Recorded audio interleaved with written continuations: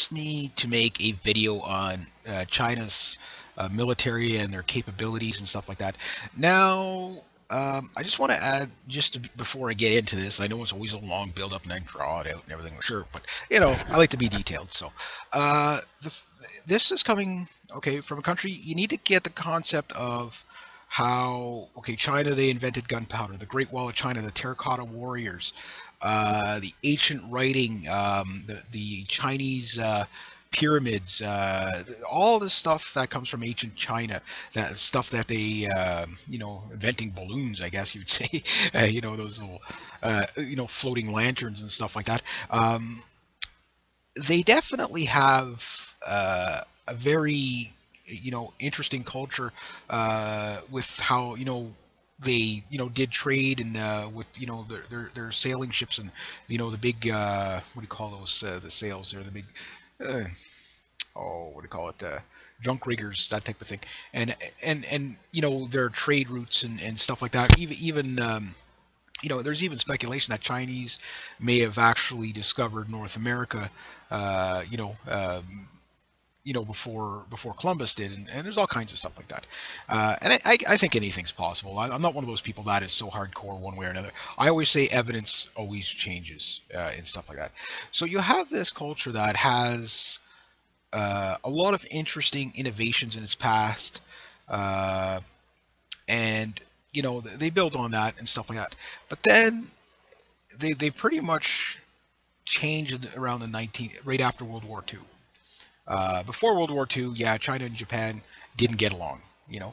In fact, a lot of the animosity you see today is the invasion from Japan into China. And you have to understand, at the end of World War II, okay, and China and Japan have grudges that go back hundreds of years, right? So uh, the thing is that after World War II, they were our allies, kind of the same way the Soviet Union was our allies. But they tended to align more with the Soviet Union after a while, and then of course, pretty much right out of World War II, we jumped into North Korea. And North Korea, for those who don't know, was basically we were fighting the Chinese, northern Chinese coming down into the North Korean and pretty much, overrunning it. So somewhere about the 1950s, the Chinese come up with they set off their first nuclear weapon, which kind of put them in a different threat level altogether. And then from that point, the West has always been trying to woo the Chinese towards the West. Now the Chinese aren't stupid. I mean, they might be, uh, they're definitely big time human rights violators in their own country and stuff like that, but they're definitely not stupid. So in the 90s, NAFTA comes out, and most people don't really understand how NAFTA really plays a big linchpin in all the destabilization in the world you see today. It's basically the blueprint for globalism, is what it is. Now, NAFTA was supposed to help out Canada and the United States the most, more the United States than Canada, and all the jobs that Canada lost to the United States over NAFTA, basically the Chinese absorbed from the United States. So in the 1990s, basically the Chinese kind of started manufacturing stuff for the West. And the idea was if they can make the relations closer to the West, the Chinese would then abandon their Soviet ideology and they would, the world would be a safer place and stuff like that. But all we really did is funded their extremely powerful military that they have today. Again, they're not stupid. It's kind of what we're doing in Cuba. Obama's announcement about trying to lift sanctions in Cuba. Well, Cuba will end up like China, if they don't get destroyed in the process of getting democracy. Which I've already made a video on that, and you can go and watch that. But anyway, this is about China and its military. So pretty much pre-1990, everything was like 1940s, 1950s Soviet technology. Very little innovation military-wise from the Chinese. A few things that they made themselves, but nothing to really worry about, so to speak, except for the nuclear weapons. Everything else, pretty much dilapidated, rusted out Soviet technology. I know I'm oversimplifying, but because people are saying, yeah, but they had this and then they had that. We're not going to play that game here, and I'll tell you why. Because there's so much junk here. Like the Soviets, the Chinese have a lot of everything, okay? But they don't use everything, and the numbers are all screwy. You're going to hear anywhere from 1.5 million military right up to 200 million. It depends on who you include. You have to understand it's mostly faceted. There's a whole bunch of people here that do different things. But for the most part, you would say there's about 2 million Chinese soldiers. But the soldiers themselves are anywhere from the ages of 16 uh, right up to the age of 59, I believe. And conscripts are basically ages 18 up to 59. So basically, any Chinese citizen has the potential of being a reservist over the age of 16. Okay, so at 16, I guess they get their military training, and then, again, I'm not an expert on that. I usually kind of more look at how they use the military than all the small details of it. So anyway, China basically has, a lot of powerful weapons, a fair-sized navy, and a pretty large air force, and a very massive-sized armored brigade. That's what they have. They're not quite up to the numbers of the Russians in a lot of stuff. Most of their army is on foot, which is probably a good thing. So the numbers I heard for the ships is about 200, and they have about 75 submarines. Now, in their submarines, most of them, again, Kylos, Type 39s. They've got, looks like old Hotel class or Delta 5 Soviet submarines that they've revamped. And they have their kind of own, spin-off. They do make their own attack helicopter, the WZ-9s, 10s, and I forget what the other ones are, 20s maybe. And of course, they're now making stealth fighters. They got the J-21, the J-20, or J-20, J-21, and J-31. I don't know what variant they're going to go with. Basically, there are three versions of the stealth, but one has a forward swept wing, one is a a conventional type, looks like the F-22, and then of course there's the other one that's basically forward canard type of Delta airplane type of thing. And they have their own kind of spin-offs, but almost everything is based upon roughly Soviet technology. They have the Type 97 assault rifle, but they also still have SKSs and AK-47s and stuff like that. Now, their elite forces are not really as big as you would think. You're talking about 30, maybe 40,000. So they're very comparable to everybody else. But they're regular army guys. Again, those are the guys with the AKs and the SKSs and stuff like that. And you'll see them in different uniforms for different guard levels. And then of course they have their special forces, which again the numbers get smaller. But just in backbone kind of basic recruit, you could be up to 200 million. You can be that much. But the thing is that they do have the world 1/7 of the world's population there. So again, the numbers are going to be screwy because they can pull anybody. China is not going to ask people to volunteer. They're going to tell you where you're going to go to die. That type of thing. That's the type of thing.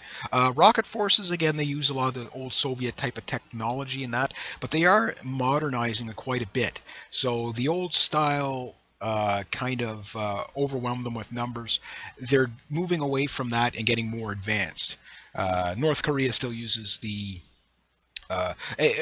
North Korea is basically the same type of technology you see in North Korea. How their military is basically what the Chinese military was like in 1990s. So the North Koreans haven't advanced hardly at all, which is probably not a bad thing. But you have to understand North Korea is to China what Israel is to the United States. It's their puppet. Or well, in this case, you would say basically North Korea is controlled by China. It's basically Kim Jong-un's aunt and uncle, which he had the uncle killed. And you have to understand, North Korea is also, the bipolar, schizophrenic, whacked out, narcissistic little brother of China as well. So even the Chinese think they're crazy. That's why they don't grant all the people that come over from North Korea into China. They don't grant them all asylum. You know what I mean? They really don't want them. They're like, these people are nuts. They created them, but it's like, oh, geez, even when the Chinese think that you're nuts, then that they're pretty bad because the Chinese don't care about anybody. Now, the other thing is their armored columns. You're looking at about, if you add in everything, the different types of tanks, you got the Type 63, the Type, basically the Type 90, the Type 98, which is this one here, the Type 99. Basically, they're T-72s that are T63s that are upgraded, and T90s that are upgraded to almost. Some of them have like Leopard 1 and Leopard 2 technology. Some of them have T90 with like a Leopard you know, technology on top. They did make some deals with Germany, so they're not exactly Leopard turrets on top of the Type 99s and 98s, but they're similar. They're the same type of technology, but the bottoms are basically T90, T72, that type of thing. Other things is you're looking at about 13 to 15,000 armor columns. But again, they've got a lot of junk that they don't use. So they could have 100,000 tanks. Of older types of like T55s.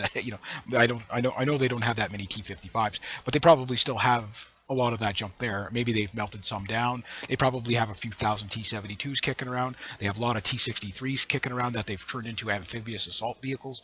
They have a big, almost all their armored vehicles are amphibious, because although a lot of people would probably watch this video and think that China's prepares to fight the West mostly, but actually they're more kind of it seems like they're more interested in taking out Taiwan. If you ask a Chinese loyalist what they think about the situation of Taiwan, they'll say there is no Taiwan. You know what I mean? So you get the hardcore mindset. That's the whole thing. And with that, they have basically an invasion force of amphibious tanks to basically make beach landings. So beach landings is something that they really, really do a lot of work on. Like, again, almost anybody they're going to fight is going to be a naval assault. The new aircraft carrier they got from the Ukrainians has a bunch of, they're not actual, and this is kind of funny too, the Russians tried to sell the Chinese some Su-27 flankers, okay? So the Chinese said, yeah, drop some off, we'll have a look at them. And they said, nah, we're not going to buy them. So what did they do? They freaking basically reverse engineered it and just stole the design. The Russians were so pissed at this. Yeah. And they call that one either the J-10 or the J-15. Most of the... and then they have their Zhengzhou or whatever. I know I said it wrong. They have a couple of aircrafts that they actually designed themselves. The Quanten 5, or I know I'm saying pronouncing it this thing here. They designed that themselves. How good are they? Some of their airplanes are actually quite maneuverable. I think it's their J10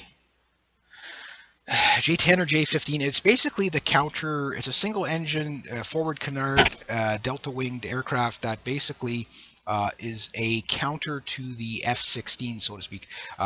Again, single engine.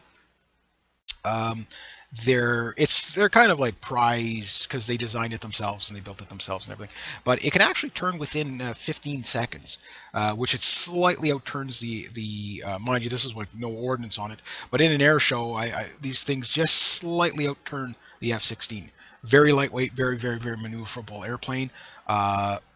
Again, this is not an airplane that's going to be very high on, high capabilities, but as an interceptor, it's probably going to be pretty good. Most single-engine aircraft fighters are pretty maneuverable to begin with. Other things they have that they've been putting a lot of effort into is anti-shipping. Basically to take out, they know that the pride of the U.S. fleet is aircraft carriers. So they're putting a lot of effort on their warships, which they don't have a lot of high-tech warships, but the ones that are high-tech are pretty high-tech and comparable to anything that they won't be as good as the U.S. ships, but they're good enough to actually be dangerous to the U.S. ships. And I forget the name of their biggest battleship that they have. And you can actually call it a battleship. It's basically a lot of electronic warfare type stuff. And they have that basically to launch, various cruise missiles or whatever, as well as the Dongfang 21, the Dongfang 31, and the Dongfang 41s, which is their newest, basically anti-shipping missile. But these missiles also can deliver nuclear payloads. They're very, very fast, 5 to 7 times the speed of sound. I don't know how accurate they are, but their whole Dongfang 31 is basically similar to like an S-300 missile system, but yet they can use it, put the missiles in there to basically attack basically aircraft carriers. And it has multi-warheads on it, and penetrators and stuff like that. The other thing they have is these satellite blinders. Basically, It's the ultimate laser pen, is what it is, because they know that the United States is completely dependent, pretty much, on satellites, satellite technology. So I don't know what other funny weapons that the Chinese actually have to shoot down, um, U.S. satellites, but they can at least blind them at this point. So maybe they can't shoot them down as easy, but they can, they can blind them. The other thing is in their submarines, their nuclear submarine, which again is like a Delta V hotel class type of submarine, do have 6,000-mile range on their ballistic missiles. And yes, they have successfully tested it in 2012, and that's when they came out and kind of cocky, saying yes, we could strike pretty much the entire mid-U.S. With our submarines if you guys get out of control. The other things that they have is electronic warfare and spying ships. One thing about the Chinese, if you look at their modern navy and stuff like that, it's pretty good. Like it's maybe not the best, but it is pretty good. And one of the things is that, and this comes from the United States' best ally, Israel. I don't know how they come up with that, but that's what they say. Whenever they give technology to Israel, Israel then sells it to China. So basically, the Chinese pretty much have every bit of technology that the U.S. has. They steal the technology and then they kind of incorporate it into their own stuff. Problem is the Chinese don't really innovate. They don't really. Now, the technology that they've stolen from the United States, okay, might be on purpose. Why? Because if you know how to beat that technology, that's the technology you want your enemy to have. So that could be part of it too. But it's hard to say exactly. Again, technology just walks off the shelf in a lot of places too. So spies are a big thing with the Chinese. They still have lots and lots of spies. This is the airplane I was telling you that they made themselves. And next to that, here in Canada, you can actually buy a non-restricted version of their assault rifle that they have, or call it a semi-automatic, but basically the Type 97, and it's basically a bullpup. Seems to work okay from what I see. I don't know how good they actually really are, but they shoot a 5.45 round, which is kind of a by 39. It's kind of like a hot rodded 7.62 by 39, a big time penetrating round, and they can shoot that caliber. I can imagine they probably have them in 223 as well, and probably 7.62 by 39. I can imagine they have probably multiple calibers on that. But again, depending on what forces they have, depends on what they're using for. Some of them still use the AKs, you know what I mean, and the AK-74s. Submarine fleets, again, they have about 74 submarines. They could have more than that, too. Again, nobody really knows the numbers because, like the Russians, they don't put serial numbers on this stuff when they build it. And, just because they don't spend as much on their military budget as the United States, some people get, things they don't factor in. Number one, I bet you a Chinese soldier does not get paid anywhere near as well as a U.S. soldier. They probably, considering, and I don't know for sure, but I'm assuming that their retirement and stuff like that isn't also covered as well. So they don't have all those benefits and unfunded liabilities. So that could drop the price of their, their militaries as well. Plus, they just don't get paid as well. I'm sure their special forces guys get pretty good, but even at that. So again, the aircraft carrier, which they do seem to be having a lot of problems with, nobody's really sure what its full capabilities will be. But if it's got a bunch of FC-27 flankers on there, yeah, I'm sure the capability of their aircraft carrier will be fine, but they have one at this point. Chances are, considering how the Chinese can produce things, I wouldn't be surprised if they didn't produce, reverse engineer it, and then next thing you know, they got 60 of them, that type of thing.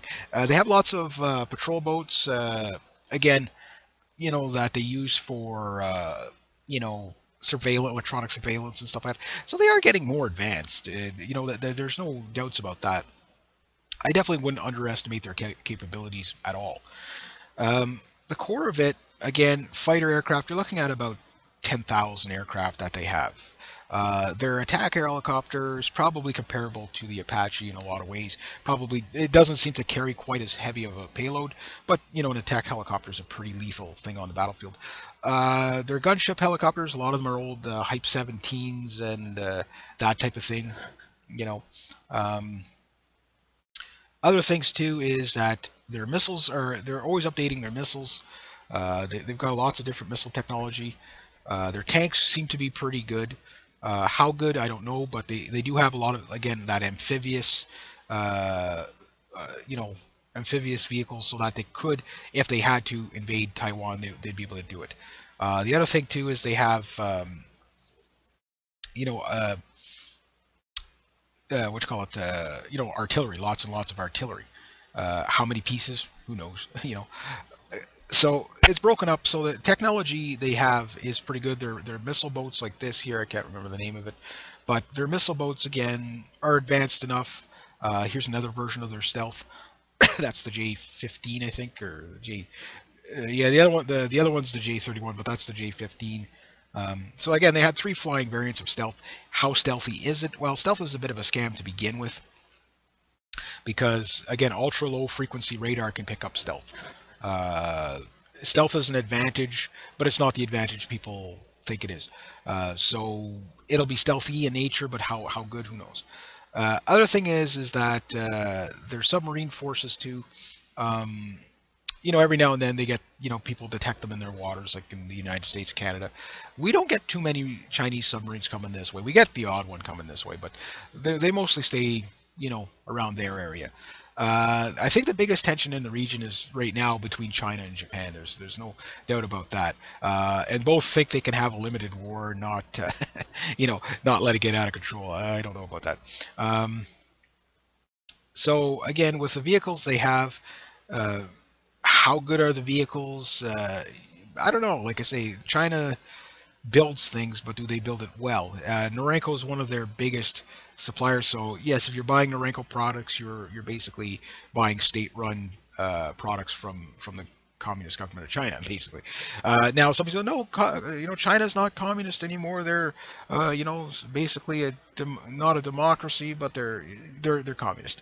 They have a weird way of how they structure. For example, every 18 years, they give their power structure to a different, they try something different. So one time they might be democratic, one time they might be conservative. Next time there'll be something else. But at the end of the day, they're always going to be controlled by the communist, the communist faction. But they do use basically capitalism to float the communism, which is not uncommon because communism is unsustainable. You just, unless you kill everybody, so then become Marxist. That said, how well they train, again, their budget is kind of, again, because you don't know what it costs them to actually run. So maybe for what they get for their money, they might be getting 5 times the services that the U.S. gets because they're not paying as much. They're not paying the soldiers as much. They're producing their own things, so it's cheaper for them. Again, we don't know what it really costs them. And you see these big military parades that they do all the time. Again, it's one of those things that you don't really know exactly what it's costing, because they're going to do it anyway. Plus their guys can fly. I like this picture. Now, when you watch them train, I guess it will get to the soldier level. Equipment-wise, again, most of their military is really trained to be turned on their own people, to keep their people in line. And again, a lot of them are probably going to be police, riot control. China has about 130,000 riots a year. Because it's controlled state media, you don't really get to hear about it. But that's what their military basically takes care of, is keeping the people down. You know what I mean? So with that they do, Tiananmen Square pretty much tells you what they do to their people when they disagree with them. They do have, a good amount of soldiers. And again, there's hardcore soldiers. On average, their average soldiers probably not trained that, much more than any basic recruit would be trained. But their training levels are how they train. And if you ever watch videos on how these people train, it's just insane. It's like watching Cirque du Soleil. It's pretty entertaining. They're running on ropes. They're, jumping on each other's heads. It's just anything ridiculous. They're, busting bricks with their hands, doing all, and then of course then they do like the kind of, the synchronized martial arts, where you have 1,000 guys, moving completely disciplined together. So discipline and how they'd fight, I think these guys would be complete nightmares to fight. in a boot to boot kind of thing. If the Japanese in World War II were any indication of how the Chinese would fight, well, I could tell you, you don't even have to look at that. You can also, the Japanese, for example, they didn't understand the idea of surrender. To them, it was, glorious to die in battle. It was the samurai tradition or whatever. Well, the Chinese, well, they're not that much different, in that sense. You just have to look at North Korea. We already fought the Chinese. They fought like bastards. I mean, they didn't give up. They fought to the last man. And the only way you could stop them was with artillery. What does that tell you? And I think the Soviet overwhelm your opponent with numbers ideology of the North Korean War. Because again, those were Chinese soldiers. That's pretty much who they were. The difference is back then they weren't nowhere near as well equipped as they are now. Basically, they had SKSs and AK-47s. And they would run straight at you, and every guy that would die, another guy would come along, pick up his rifle, and by the time you were going to reload, you'd have about 50 of them on top of you, and they'd lose, 10 to 1, 15 to 1. I think 15 to 1 was what they were killed at in North Korea. But they might just win the battle. And if you won enough battles, you might just win a war. And that was a Soviet ideology that they kind of did. Basically, you don't stop to pick up your man. This is why the whole kind of Geneva Convention shoot to wound rounds I don't agree with, because a lot of people had the ideology that, and they noticed this in World War I, World War II, I think it depends where the conflict happens, that if you shot a man, his buddies will pick him up, take him out of the fight, and then you tie up the resources, and, they'll take him to a hospital. So, it slows down the war because you tie up the resources. Well, here's the problem with the Chinese in North Korea, is that they didn't have any hospitals anyway. So, if you got hit or wounded, they'd pick you up on the way back, and they'd probably shoot you for treason for not continuing the fight anyway. So that idea of shoot to wound actually just meant your own slaughter. You had to really put these guys down because they wouldn't stop coming. They were just one after another. A great little thing to research is the 28 heroes, 28 Canadian soldiers for I think 9 or 10 hours. Basically fought off over 1,500 Chinese North Koreans. And it was just insane, again, they just kept coming, because that's the training. Well, I think the training is kind of still similar in a lot of ways. They do retain that, but they're not going to be as stupid about it, meaning okay, there's the frontal position with the machine gun nest. Let's run straight at it. They're not going to do that anymore. They're going to be much more clever. And here's what I'm thinking. Because to me, the best modern soldiers in history is the Viet Cong. The British SAS, right after the Vietnam War, were looking at it and said, okay, the Americans just had their asses handed to them by a bunch of rice croppers, and they couldn't figure out how the hell they did it. Let's look at the B-52s, okay? You had B-52s with 100 bombs on it, about 1,000 pounds apiece, flying along wingtip to wingtip, over the Ho Chi Minh Trail, dropping bombs on 10-mile apocalyptic strips where these were airburst bombs, they were napalm, they were just complete hell on earth. And they would bomb these guys who had nothing more than donkeys and bicycles, moving mortars and artillery in bare feet through a wet jungle, their jungle, with nothing more than a few pocketfuls of rice and a bag of ammunition and a rusted out AK with a duct taped magazine on it. And yet they couldn't beat these guys. Now, how many Viet Cong were killed? Who knows? Like, it could have been a couple of million. It was hard to count the body parts after the artillery would go off, right? The napalm pretty much cooked everybody, so you couldn't tell. But basically, it was either kill each and every one of these guys, but after 58,000 Americans died there, and people still don't know why, they realized these guys just weren't going to give up.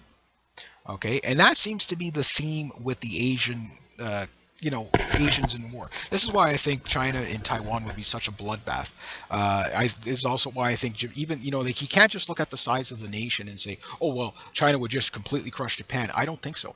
I think the Japanese would be, I think they would be completely insanely terrifying to fight in this modern day and age.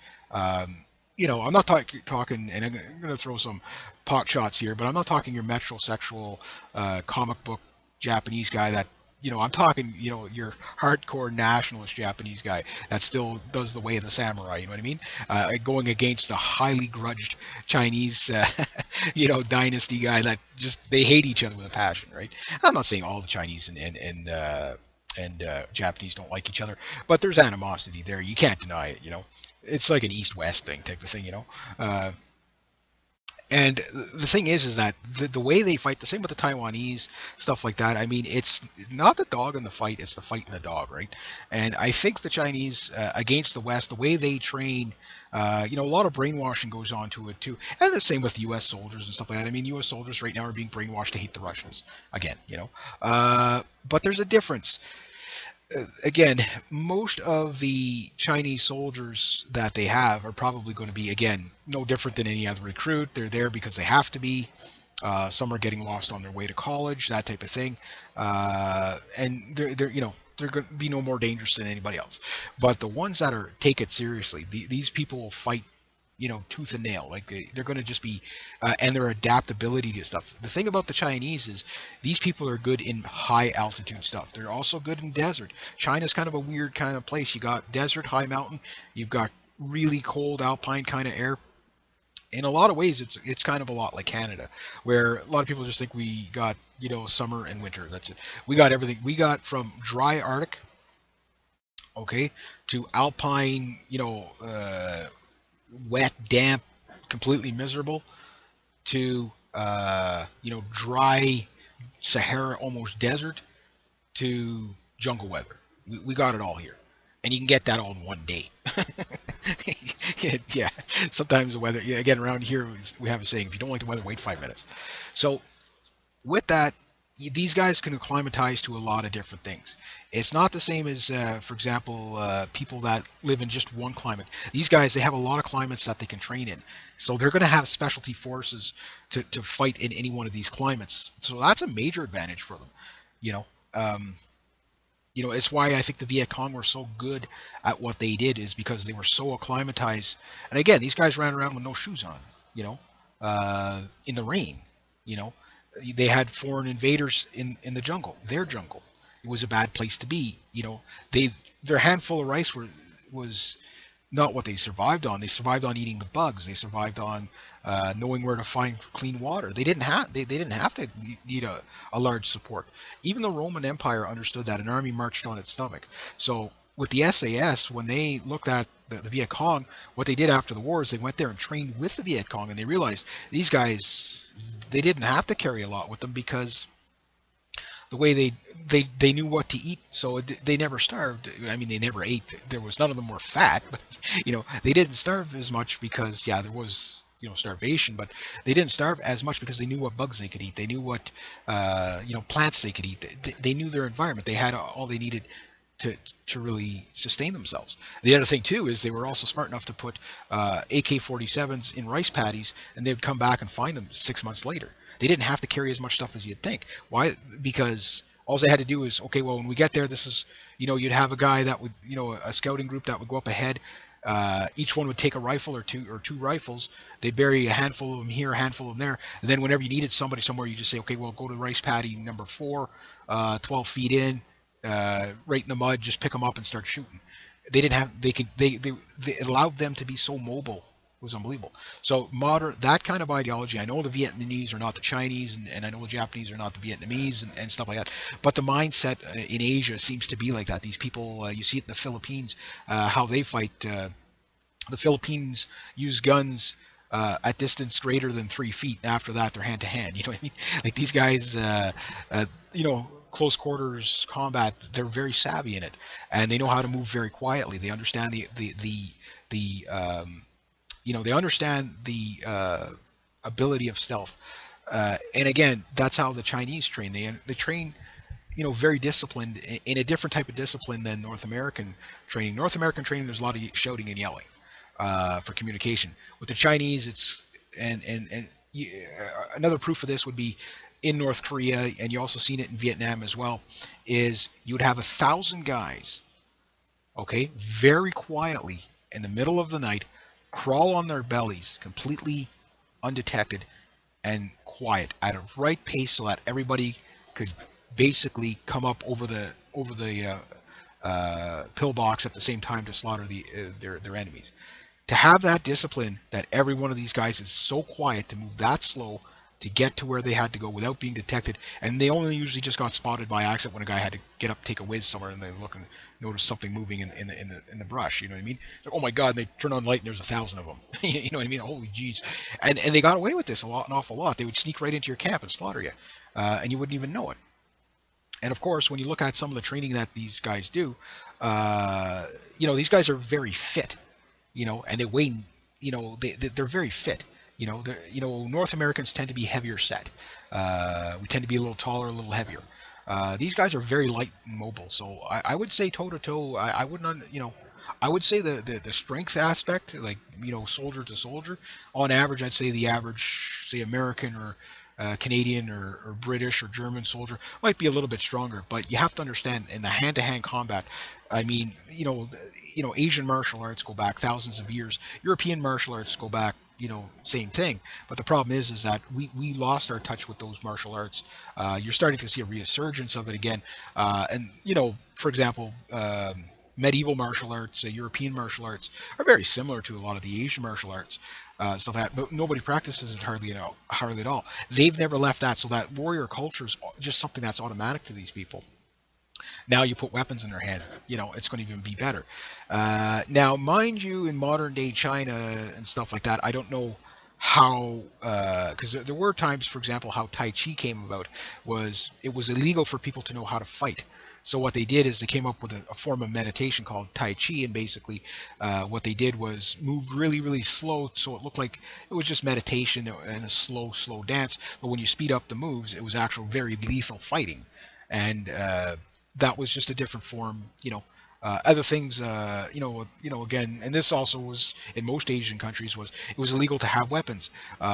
So you carried a stick because you wanted a walking stick. Well, that walking stick was, an extremely lethal weapon. So a lot of the weapons you see were stuff that was, basically improvised to not look like a weapon. Farmers' flails, that type of thing. They also did this in Europe. But again, not to get too far off the beaten path here, but a lot of times too is that, again, just that cultural identity, with the martial arts gives them a little bit of an extra advantage, not an absolute advantage. I think some of their best strengths that China would have in a battle would also be their most predictable downfalls. Because again, if anyone, and one thing you will get sometimes in the Asian cultures, I find, if you read behind the lines, is sometimes they have this kind of arrogance that they're superior, and pride's a killer.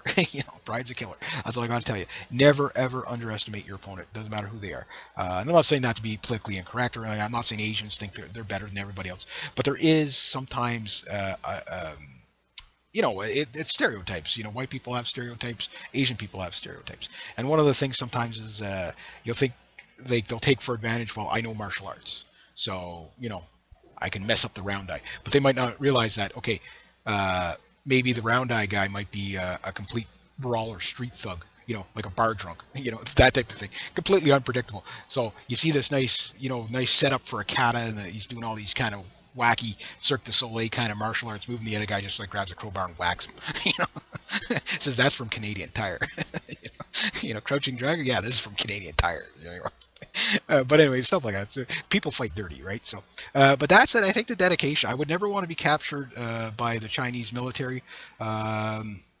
I mean, it's quite legendary what the Japanese were like after, to their World War II prisoners. And the same with the North Koreans. They weren't very good with their prisoners either.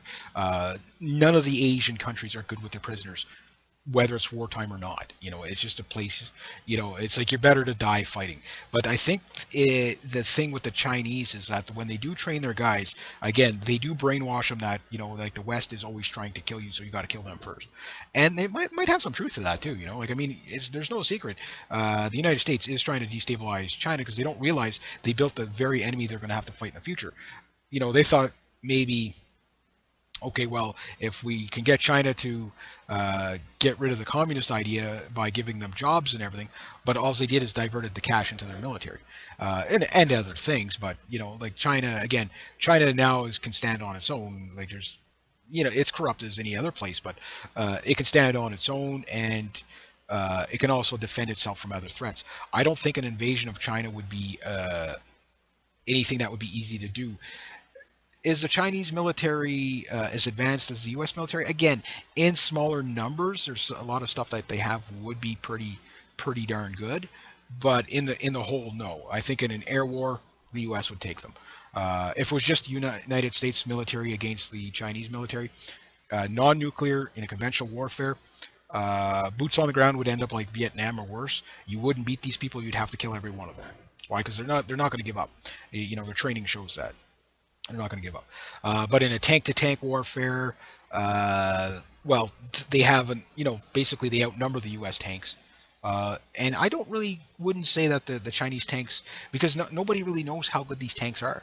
Now, the Chinese, as well as the North Koreans, what they used to do back in the 1970s and even into the 1980s was parade a lot of paper mache, basically dummy nukes, and nobody knew if they were real or not. It was the ultimate bluff. So if we ever got into a war and let's say half the stuff is just complete bluff, that okay, well, there's some old, maybe some of the stuff you're looking at is completely phony, meaning there's like rocket launchers with just empty tubes, you know what I mean?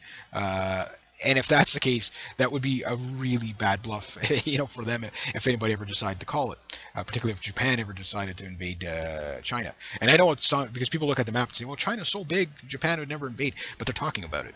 Again, it's the mindset. Like they're not looking at it as, well, our country is so many square feet. It's this many people against that many people. I hate you more than you hate me, or vice versa, and we're going to fight. That's what it's about with China and Japan. It's a resource war they're going through. Over the Diaoyu Senkaku Islands, whichever you want to refer to them as, whenever the dispute is settled, then we'll know what the actual name of the islands are. And there's other people that are making claim to it. Russia's making claim to it. Taiwan's making claim to it. South Korea's making claim to them. I mean, everybody wants those resources. Okay, so there's going to be a fight at some point over it. Who's going to win? Who knows? I would say the edge is going to definitely go to China, depending on how the fight comes, because one of the things that keeps Taiwan safe is the fact that it's an island. Even though it's a small island, it's hard to, again, a beach landing, the amount of losses you would take on a beach landing, regardless of military, and the Taiwan is ready to fight China. Like, I mean, they've, even if they we're not getting backed by the U.S. from this point on anymore, there's still the idea that China has to overcome the water. They have to get their tanks onto the shore. They have to get their paratroopers. How do you do that without taking massive losses? Just the artillery would sink half the tanks and the ships. And even if they use the gunboats to barrage, half the gunboats get sunk, in counter barrage. So it would just be a nightmare. It'd be, very apocalyptic, and only the most dedicated could pull it off. Because if you hesitated at all, you definitely lose the battle. And I think that's the way they train the Chinese. Well, it's not. I think it's the way they train them, is to just, you don't, your life is not worth anything. Complete the mission, that type of thing. So it's a different mindset than look at North Korea, look at the Viet Cong, that kind of mindset where they're just completely dedicated, and then of course add the training and stuff like that. The one last thing I'll cover is the paint jobs of some of their vehicles. If you've ever seen Canadian CAD-PAT designs, which is basically CAD-PAT is basically the uniforms that the Canadian forces wear. It looks like all these little green squares of different shades of green. A lot of people don't realize what CAD-PAT does. It basically, at a distance, through night vision, okay, it'll break up your outline so that you don't see a human silhouette. You'll actually blend into the foliage, even under night vision. Now, the Chinese seem to have that kind of similar kind of, on some of their newer vehicles, that kind of CAD-PAT kind of looking thing. Now, maybe it's just paint, fancy paint, but if it's not, then it might actually break up the outline under a FLIR system. Because you have paint that will reflect at different levels. Well, that can kind of give you a bit of an advantage. It's probably not going to be much of an advantage, but it could give you a slight advantage in the idea that your eye might not pick out the outline right away. So it's a form of camouflage that is basically helps to fight against night vision, because some different degrees of heat sensor, it's like infrared. If you're wearing red and the right color of red, you're completely invisible to night vision. So different cat pats will do that, and basically certain colors won't show up in the night vision. It will just blend in to the natural color of the night vision. You basically make yourself invisible to that, FLIR or night vision and stuff like that. If it's not enough to cover the entire thing, it just might be enough to break up the outline enough that you don't see it, that they'd get the advantage. And they seem to do that with their vehicles. So, if it's just fancy paint, it won't make a difference. But if it's actual radar and FLIR reflectant paint, it might actually work. It's like on the stealth fighters, they have radar reflectant paint and stuff. Again, stealth being kind of it's detectable. It's an advantage. Better to have it than not, but it's detectable. So I guess I don't know what else I'm going to be missing here. So again, the numbers, they bounce around, and again, just because they might have say 2 million people. Or 1.7 million that they have in service this year. Maybe next year they might have 9 million in service. You don't know what they're going to do, and they may have 20,000 extra tanks just sitting there in mothballs. Nobody really knows, and they don't really tell you it. And I guess I'm running a little bit long here. There's also the 5,000 or 3,000 miles of underground tunnels that people think there's nuclear weapons in there. There's some video footage out there, but again, is this propaganda? Is this the real thing? And then of course there's their cyber weapons.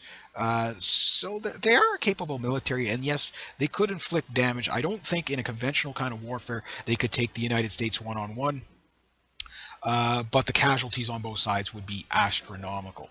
I think in a ground war in China, I don't think anybody could invade China without getting their asses handed to them, just because there's so many of them. Again, anybody between the ages of 16 and 59 can be a conscript. Now, mind you, I'm pretty sure the Chinese government would be very selective of who they would hand weapons to, so they wouldn't have a coup on their hands. But again, and their special forces guys are second to none. Yeah, they're quite capable. Plus, again, nobody really knows exactly how many nuclear weapons they actually do have, and what the true. They do have missiles that, again, a lot of it's, kind of reverse engineered Soviet technology, but they do have multi high speed cruise missiles and stuff like that, and all these space age weapons. And again, they have stole an awful lot of technology from the United States. So for satellites and stuff like that, they may have all kinds of ways of disrupting satellites. And I know against the United States, one of the biggest things that the Chinese have been working on is ways to get around satellites. Blinding them. I don't know about shooting them down. They might not be quite there yet, but that's one of the things that they know that's the biggest thing they're going to have to contend to. And if the United States doesn't have satellites, they're pretty much World War well, I wouldn't say World War II, but they'd be back to 1980s technology, or capabilities if they lost the satellites. So basically, your airplane wouldn't, you'd have to rely on only your airplane's radar. To give you an idea, let's say an F-22 Raptor takes off in Nellis Air Force Base, okay, and it's on its way to China to fight some Chinese fighters, okay? Before it even gets there, it can be uploaded with all kinds of technology saying, you're going to, right now, this is what's going on in China, this is what's flying around. They don't even need radar on the airplane. All they just need is a computer update of what's going on over there from the satellites. Now, the other thing is, when the satellites are out of range, you still have AWACS. Well, AWACS are basically like an in-orbit satellite.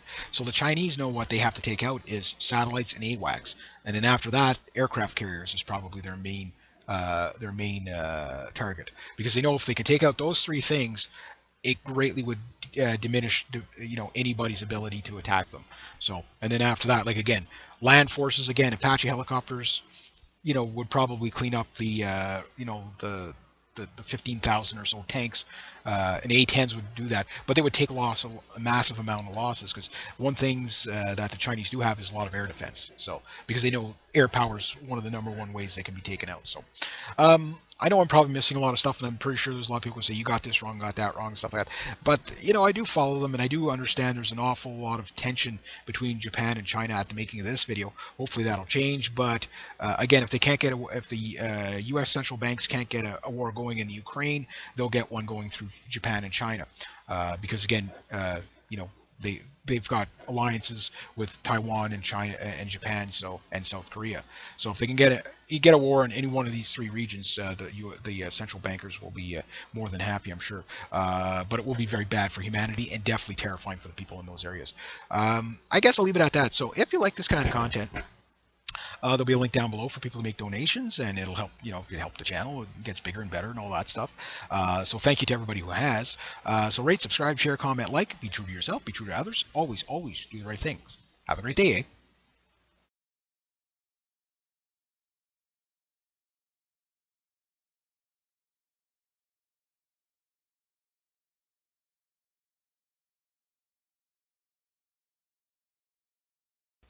G'day, hi, and welcome. Okay, somebody asked me to make a video on China's military and their capabilities and stuff like that. Now, I just want to add, before I get into this, I know it's always a long build-up and I draw it out and everything, sure, but, I like to be detailed. So, this is coming, okay, from a country, you need to get the concept of how, okay, China, they invented gunpowder, the Great Wall of China, the Terracotta Warriors, the ancient writing, the Chinese pyramids, all the stuff that comes from ancient China, that stuff that they, inventing balloons, I guess you would say, those little, floating lanterns and stuff like that.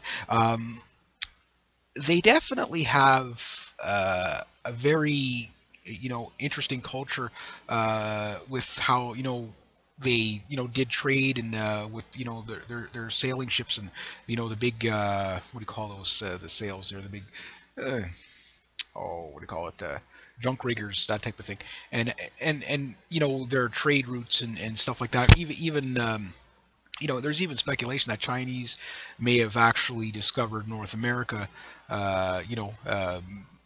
before Columbus did, and there's all kinds of stuff like that. And I think anything's possible. I'm not one of those people that is so hardcore one way or another. I always say evidence always changes and stuff like that. So you have this culture that has a lot of interesting innovations in its past, and they build on that and stuff like that. But then they pretty much changed around right after World War II. Before World War II, yeah, China and Japan didn't get along. In fact, a lot of the animosity you see today is the invasion from Japan into China. And you have to understand, at the end of World War II, okay, and China and Japan have grudges that go back hundreds of years, right? So the thing is that after World War II, they were our allies, kind of the same way the Soviet Union was our allies. But they tended to align more with the Soviet Union after a while, and then of course pretty much right out of World War II, we jumped into North Korea. And North Korea, for those who don't know, was basically, we were fighting the Chinese, northern Chinese coming down into the North Korean and pretty much overrunning it. So somewhere about the 1950s, the Chinese come up with they set off their first nuclear weapon, which kind of put them in a different threat level altogether. And then from that point, the West has always been trying to woo the Chinese towards the West. Now the Chinese aren't stupid. I mean, they might be, they're definitely big time human rights violators in their own country and stuff like that, but they're definitely not stupid. So in the 90s, NAFTA comes out. And most people don't really understand how NAFTA really plays a big linchpin in all the destabilization in the world you see today. It's basically the blueprint for globalism is what it is.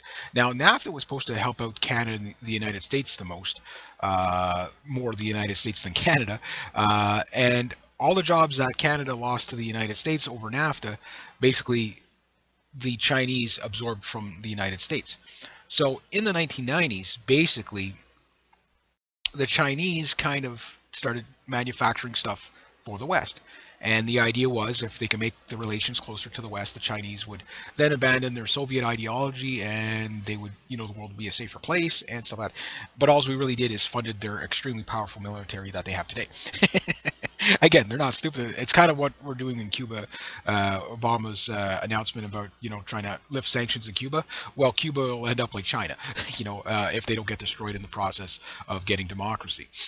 Which I've already made a video on that, and you can go and watch that. But anyway, this is about China and its military. So pretty much pre 1990, everything was like 1940s, 1950s Soviet technology. Very little innovation military wise from the Chinese. A few things that they made themselves, but nothing to really worry about, so to speak, except for the nuclear weapons. Everything else, pretty much dilapidated, rusted out Soviet technology. I know I'm oversimplifying, but because people can say, yeah, but they had this and then they had that. We're not going to play that game here, and I'll tell you why. Because there's so much junk here. Like the Soviets, the Chinese have a lot of everything, okay? But they don't use everything, and the numbers are all screwy. You're going to hear anywhere from 1.5 million military right up to 200 million. It depends on who you include. You have to understand it's multifaceted. There's a whole bunch of people here that do different things. But for the most part, you would say there's about 2 million Chinese soldiers. But the soldiers themselves are anywhere from the ages of 16 right up to the age of 59, I believe.